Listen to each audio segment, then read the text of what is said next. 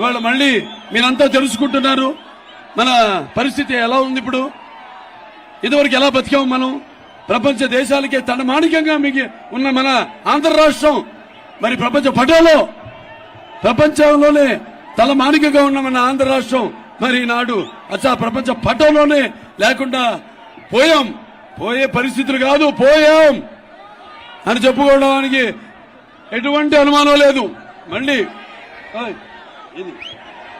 మళ్ళీ మన పునర్వైభవం తీసుకోవాలి మన ఆంధ్ర రాష్ట్రానికి.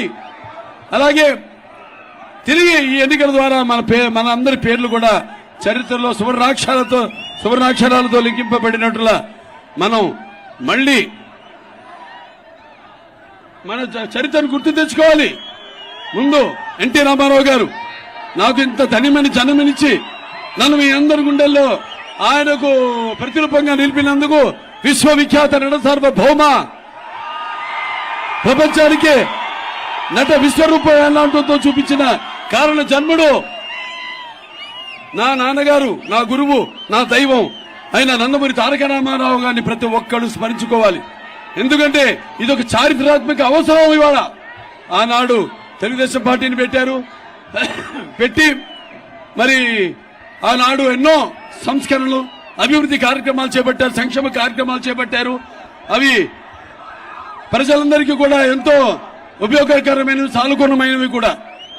ఎన్టీఆర్ రాజకీయాలు రాకముందు వచ్చిన తర్వాత ఆయన ప్రవేశపెట్టిన పథకాలు, అమలు చేసిన పథకాలు ఇప్పుడు కూడా ప్రతి ఒక్కరు కూడా వాటిని పేర్లు మార్చుకుని వాటిని కొనసాగిస్తున్నారు తప్పితే వాటిని ఆపలేదు. ఆపితే ఊరుకుంటారా మీరు? చీల్చి చెండాడరు. మరి అంటే ఎన్టీఆర్ అంటే పేదవాడి ఆకలి తెరిచిన అన్న ఆయనే. అలాగే జనం భవిష్యత్తు వేసిన అమ్మాయినే. అలాగే ఆయనకి అండగా నిలిచిన ఆడవాళ్లకు, మహిళలకి, ఆడపడుచులకు ఆర్థిక స్వాతంత్రం ఇచ్చిన అన్న కూడా ఆయన ఎన్టీఆర్. ఆ తర్వాత నందమూరి తారక రామారావు గారి యొక్క పుత్రికైన ఈ తెలుగుదేశాన్ని మన పూర్వ ముఖ్యమంత్రి నారా చంద్రబాబు నాయుడు గారు ఆయన భుజస్కంధాల మీద మోసి అంతే క్రమశిక్షణతో పార్టీని ముందుకు తీసుకెళ్తున్నారు. మరి ఇప్పుడు ఇవాళ జగన్ ఏం చేశాడు? ఏమీ పీకలేదు. ఈ 3 సంవత్సరాలు, ఈ 5 సంవత్సరాలు, 3 సంవత్సరాలు రాజధాని అంటూ సమయం గడిపేశాడు. దాని తర్వాత నవరత్నాలంటూ ఈ యొక్క బయట అప్పులు చేసి ఈ నవరత్నాన్ని తీసుకొని మన భుజాల మీద పడేశాడు ఈయన. అంటే ఏమవుతుంది రేపు నవరత్నాలు?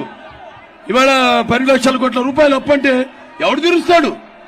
ఇవాళ ఆడవాళ్లు నీ ఎంత మోసం చేస్తున్నాడు ఆయన. ఏదో బట్టలు వస్తే మీ ఖాతాలో డబ్బు పడుతుంది అన్నాడు. ముందేమో ప్రతి పిల్లలు ఎంతమంది ఉంటే ప్రతి పిల్లాడి పేరు మీద, ప్రతి ఆడపిల్ల పేరు మీద కూడా 15,000 రూపాయలు అన్నాడు. చివరికి ఒక బిడ్డకి ఇస్తున్నాడు.